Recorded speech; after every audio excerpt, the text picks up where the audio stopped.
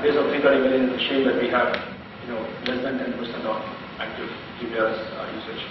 So the way to give that areas also have recognized is that to have content free and monetize based on mobile advertising. But for us as a company, we believe that these are complementary and people will still use PC for enhanced experience. Not going to use mobile phones. I have one more question. While ahead because he's not interested in the search. Okay. So actually, it's like carrying the baggage. What's your comments on that? So instead of looking for the new innovation in the mobile, it's trying to put the internet into it or search into it. So it's like carrying the baggage from the US and putting it over here. It's true. Actually, India is a whole market. As I said earlier, we have this is the right time for you to invest, not 3 years down the line. You will have food in the market right now, etc., etc. But the fact is that if you invest in a market like UK or Europe, where it's a predominantly PC-based market, but the returns are far more, and today it's not about 3 years down the line. And at the end of the day, every business is a business, and they're all for money. So, having said that, a few good things happening for us is just that the IDC, India Development Center, is the largest setup outside US for Microsoft, and the mobile search that we did with Vodafone, for example, got done out of IDC. So it's been a blessing for us in terms of rolling out India-specific applications. Plus, we recently launched live search maps as well with IDC. So it helps us to stay afloat in the market. But I completely agree with you that a baggage we're trying to take. Landscape as it looks right now, the operators still takes about 16-17% of the revenue. The content aggregators about 10-15%. The same for the content provider. There's very little value for any small player or big player getting into the market, given that margins is all the rest of it. What is Microsoft One doing as a company to push the envelope in terms of getting it over? If you look at places outside, that is not the case. Two, in terms of the existing technologies that are there today, where is the incentive for content providers to kind of do vast market like that themselves?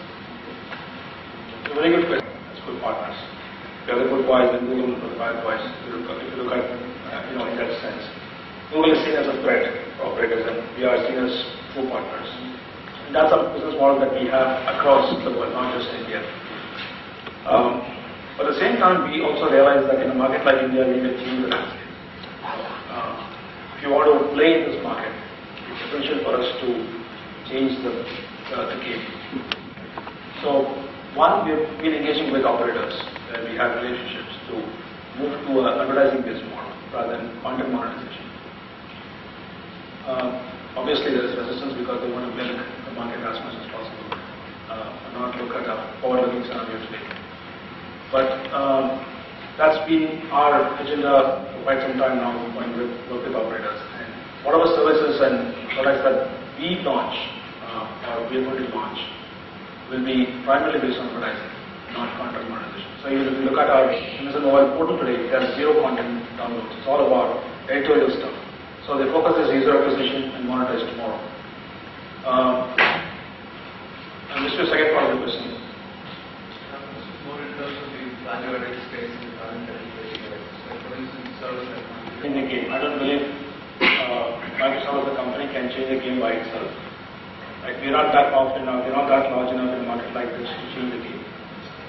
So we look to help from people like developer community in terms of what we could do to build intelligent applications on top of our existing platforms, which can help drive advertising revenues. Right? So, talk about plugins, for example, on search or on advertising platform that we have, or on the video platform that we have. Can we do plugins from it, which will help us drive advertising revenues? But as a company, Microsoft, you guys have a competitive system. You have the whole stack. Stuff for you guys is one is primarily, I guess, a chunk of the work is here. So, Windows Mobile, for example, the community, we have a bunch of programs going for developers. Windows Mobile being the fastest growing in India next to Symbian, right? We have overtaken them on that. So, it's an opportunity that developers have. And the mobile services front, We work with a bunch of service providers for creating applications. So we don't own content, we don't create content. It's all outsourced. So that's again, the developer community gets to participate in our code. And thirdly, as I said, we're looking at growing the market through advertising. And that's a focus area for us on mobile as well as PC. And as we go further with 3G and even before 3G, we're looking at launching much richer applications like videos, etc., social networking. So it will be great to hear from the community how can we monetize, how can we intelligently without annoying users insert advertising, contextual advertising, these things. There are some huge amount of opportunities. I think we need to get to the dialogue and open up that. In the case of answer, sold RNO evils second. Right? Look at Windows Mobile or the Microsoft there, answer, they don't get it to the lower end. Right? Point is like, we have been talking about operators, how they can enhance their video, how we can come to new business models like revenue sharing. But what about the usability for the users? We talk about India as a region, 75% of population stays rural India. Like, they can't even write the SMS, and we talk about the future plans. Device compatibility. We are in the league of $30 handsets, like 12 rupees. That can't get it this. Has the Microsoft come with some incentives or something to get it which is Asian emerging markets?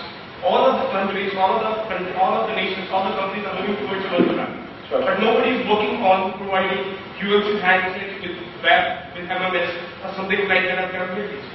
We have to come up with something like that so that the end users on the rural sites can come up with some new things. We are separating the urban market, right? But what about the rural people? Every company is talking about how it generate benefit, how it generate a profit, but what are the social things that we have to talk about? Every company is going to go green, go green, go green. But what about the right for every individual to give a communication? Something has to be done on that, and that's what I would like to hear from you. There's a division called Microsoft Research, which works on emerging applications like this. We work with farmers, we work with fishermen, etc., etc.